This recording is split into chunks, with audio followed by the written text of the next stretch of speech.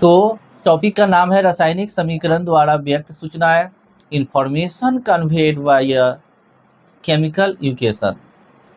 तो रासायनिक समीकरण हमें पहली सूचना देती है कि रासायनिक अभिक्रिया में कौन कौन से पदार्थ भाग लेते हैं और इसके फलस्वरूप कौन कौन से पदार्थ बनते हैं, कौन कौन से उत्पाद के रूप में कौन कौन से उत्पाद हमें बनते हैं, उत्पाद प्राप्त होते हैं। दूसरा, रासायनिक समीकरण हमें सूचनाएं देती है कि रासायनिक अभिक्रिया में कितने परमाणु, अणु या मोल अभिक्रिया करके उत्पाद के कितने परमाणु या अणु या मोल बनते हैं, ये हमको रासायनिक अभिक्रिया ही हमको बतलाती है।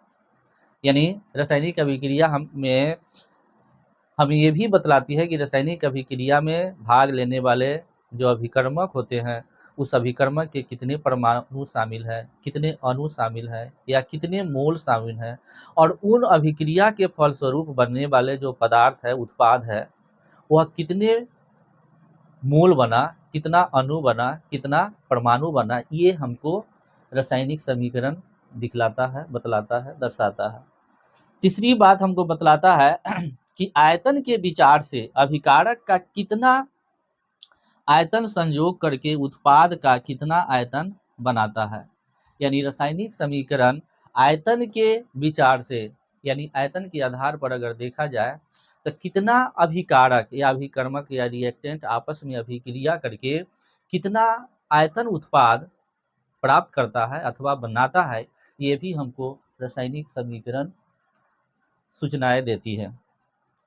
चौथी बात, रासायनिक समीकरण हमें भार के विचार से भी कुछ दर्शाती है, दिखलाती है और बतलाती है। जैसे रासायनिक समीकरण हम ये बतलाती है कि अभिकारक का कितना भार, यानी रासायनिक अभिक्रिया में भाग लेने वाले अभिकारक या अभिकर्मक या प्रतिकारक का कितना भार आपस में अभिक्रिया करके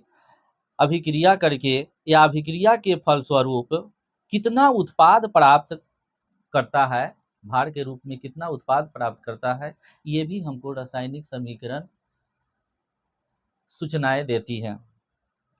और पांचवी बात कहा कि रासायनिक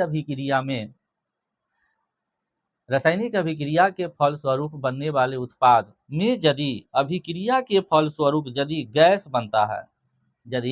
गैस बनता है तो उसका आयतन एसटीपी पर, एसटीपी का मतलब होता है स्टैंडर्ड टेम्परेचर प्रेशर, यानी एसटीपी पर उसका मान जो होता है 22.4 लीटर प्रति मोल होता है। बहुत ही इंपॉर्टेंट बात है। कहा कि यदि किसी रासायनिक अभिक्रिया के फलस्वरूप उत्पाद के रूप में गैस मुक्त होता है अथवा बनता है, तो उसका जो आयतन होता है वह एसटीपी पर 22.4 लीटर प्रति मोल होता है। अब इसको हम एक उदाहरण के द्वारा इन सारे बिंदुओं को समझते हैं। जैसे एक एग्जाम्पल है कि समीकरण में दिया कि हाइड्रोजन और ऑक्सीजन आपस में अभिक्रिया करके जल बनाता है, जबकि हाइड्रोजन गैस है, ऑक्सीजन भी गैस है, लेकिन ये H2O जो बना वह जल बना जो लिक्विड है, द्रव है।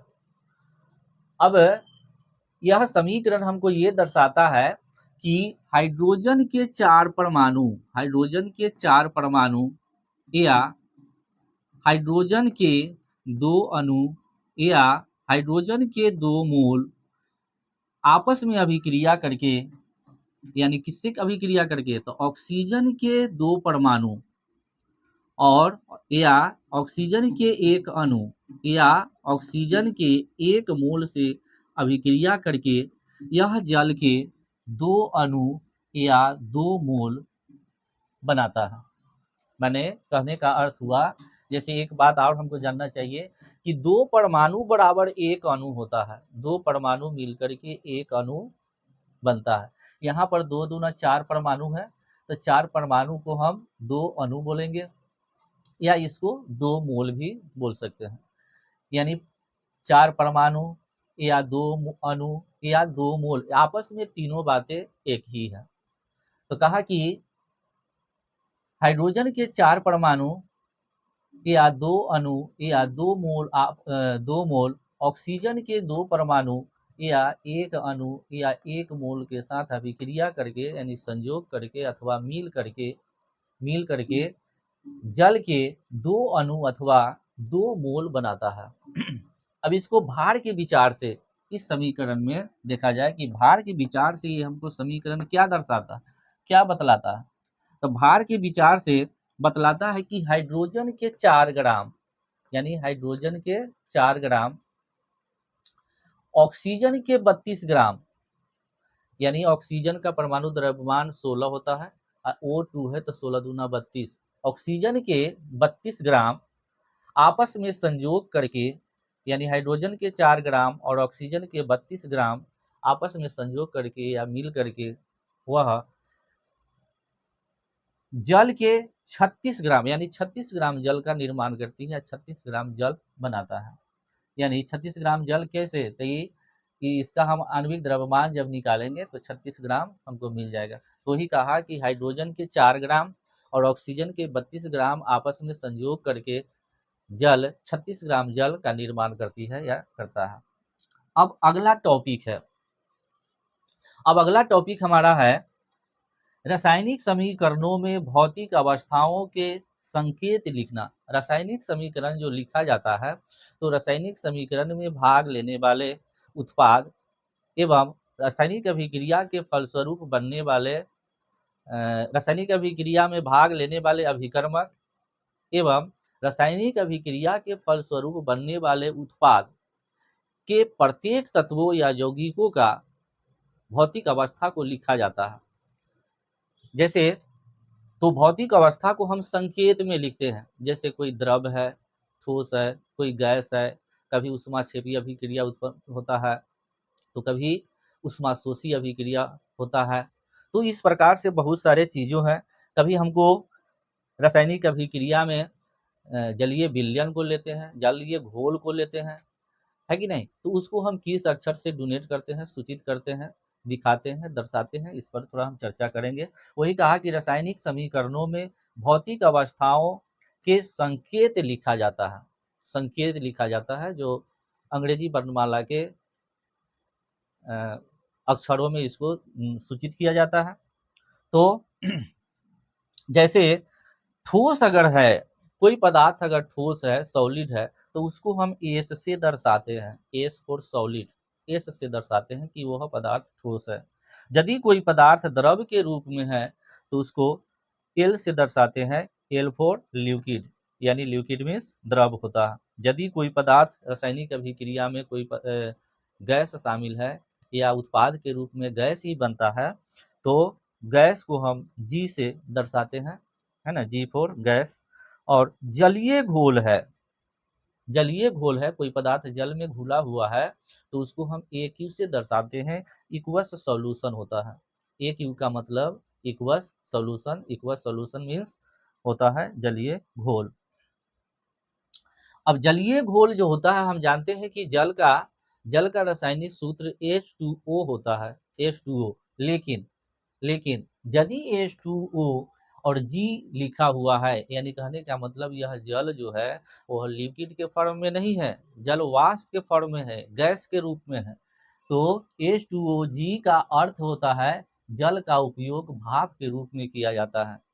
यानी H2O और ये संकेत जो हमको दिया, ये संकेत G, तो कहा कि जल जो है वह लिक्विड के फॉर्म में नहीं है, गैस के फॉर्म में है, जिसको हम जल वाष्प के नाम से जानते हैं। तो ये जल वाष्प के रूप में है। अगला है इंपॉर्टेंट बात कि प्रायः रासायनिक समीकरण में भौतिक अवस्था को नहीं लिखा जाता है जब तक कि आवश्यक नहीं हो। ये बहुत इंपॉर्टेंट बात है। अगली बात है कि सांद्रता आप समझते ही हैं कि किसी भी जलीय माने किसी भी द्रव में या किसी भी जलीय विलयन में जितना विलय घुला हुआ रहता है उस विलय के मात्रा को ही हम सांद्रता कहते हैं, विलय की मात्रा को ही हम सांद्रता कहते हैं। तो सांद्रता को रासायनिक सूत्र के पहले तनु या डील या सांद्र कॉन्सेंट्रेंट लिखकर दर्शाया जाता है। अगली बात है, अवक्षेप को रासायनिक सूत्र के बाद नीचे की ओर तीर देकर दर्शाया जाता है। अवक्षेप के बारे में हम पिछले वीडियो में भी चर्चा कर चुके हैं। चौथी बात है कि आवश्यक शर्तों को तीर के ऊपर या नीचे लिखकर दर्शाया जाता है। आवश्यक शर्त का मतलब होता है कि जैसे मान लिया कि कोई पदार्थ को हमको ठोस है और ठोस से तरल में बदलना है, तो वह उसका एक निश्चित टेम्परेचर होगा। जैसे मान लिया कि बर्फ को पिघलाना आसान है, लेकिन लोहे को पिघलाना आसान नहीं है।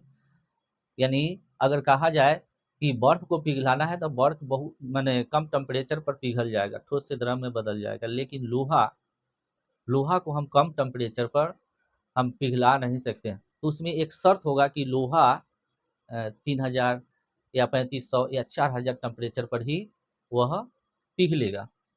तो आवश्यक शर्तों को तीर के ऊपर या नीचे लिख कर दर्शाया जाता है। जैसे फॉर एग्जाम्पल के लिए कहा कि कार्बन मोनोऑक्साइड यदि हाइड्रोजन गैस से अभिक्रिया करती है और कितना, अब शर्त दे दिया कितना, तो कहा कि 340 एटमॉस्फेरिक प्रेशर पर अगर यह अभिक्रिया करती है तो हमको मेथेनॉल प्राप्त होता है। मेथेनॉल जो लिक्विड के रूप में, द्रव के रूप में हमको मिलेगा। मेथेनॉल एक विषैला एक अल्कोहल है। हम लोग जो अल्कोहल जो लोग पीते हैं वह मेथेनॉल नहीं होता है, वो एथेनॉल होता है। एथेनॉल जो होता है, मेथेनॉल का एक बूंद हमारे लिए खतरनाक है। मेथेनॉल कहा जाता है कि मेथेनॉल जो होता है, अगर शुद्ध मेथेनॉल एक बूंद हमारे शरीर के अंदर प्रवेश कर गया तो हमारा शरीर जहरीला बन जाएगा और जहर के कारण हमारा मौत हो जाएगा। तो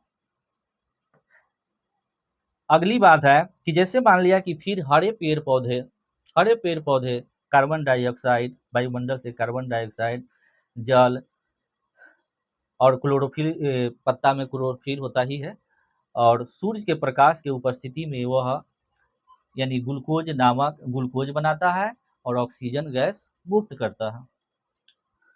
अगली बात है कि उत्क्रमणीय अभिक्रिया को दोनों ओर तीर इस प्रकार से दिया जाता है।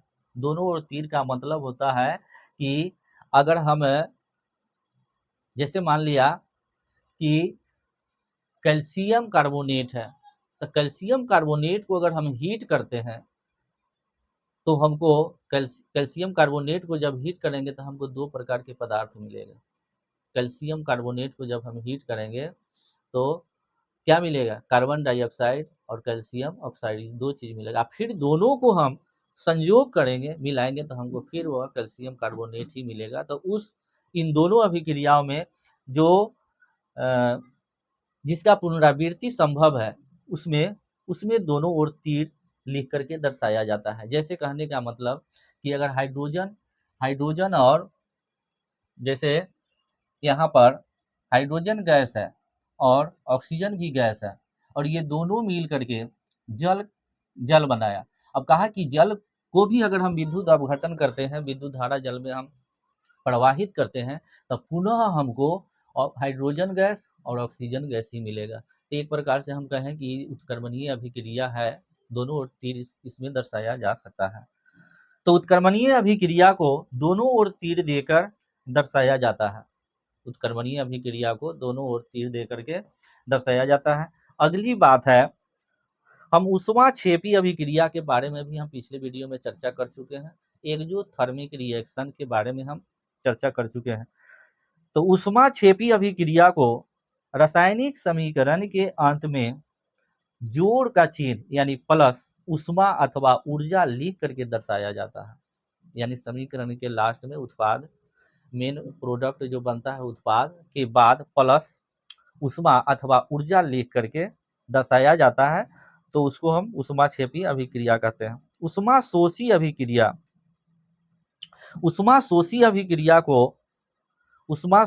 अभिक्रिया को माइनस ऊष्मा अथवा ऊर्जा लिख करके दर्शाया जाता है। तो ये हमारा रासायनिक समीकरण में भौतिक अवस्थाओं के कुछ संकेत थे जो बहुत ही महत्वपूर्ण है। इन सारे संकेतों को हमको ध्यान में रखना है कि कहीं कहीं किसी समीकरण में एल लिख दिया, एस लिख दिया, जी लिख दिया, ए क्यू लिख दिया, ऊपर की ओर तीर लिख दिया, नीचे की ओर तीर लिख दिया, प्लस प्लस ऊर्जा लिख दिया, प्लस माइनस ऊर्जा लिख दिया। तो इस सारे चीज अगर ये संकेत हमको इस संकेत का ज्ञान रहेंगे तो हम पूरे के पूरे इक्वेशन को भली भांति समझ सकते हैं और समझा भी सकते हैं।